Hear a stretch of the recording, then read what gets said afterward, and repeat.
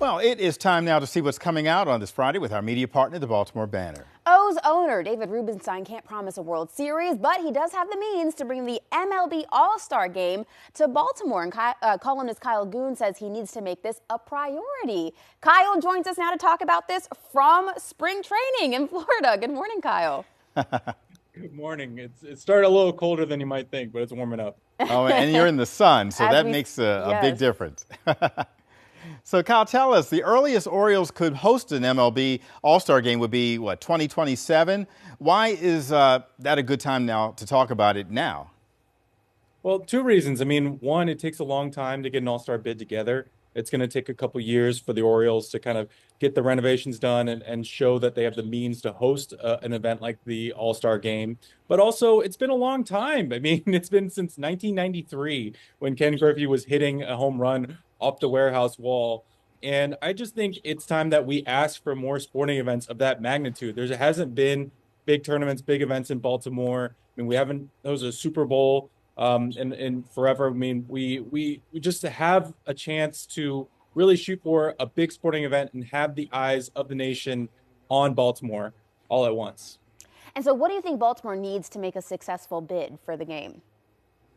Yeah, two things. I mean, they're going to renovate Camden Yards. So there's $600 million in public money that's been allocated for possible renovations for Camden Yards. And now that ownership has kind of taken over, they're starting to get that going. That's going to be the next 2 years. But also Baltimore itself, needs to show that it can have the influx of people in. I mean, the convention center space has about 8,000 hotel rooms.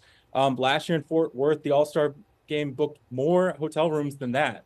So Baltimore might have to expand its hotel capacity, work on its infrastructure, show that it can move people in and out, and then that will get steps toward showing that they can host a game like this.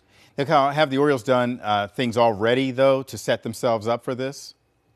Yeah, absolutely. I mean, they started the renovation process. They've been in touch with the MLB and Commissioner Rob Manfred, demonstrating interest.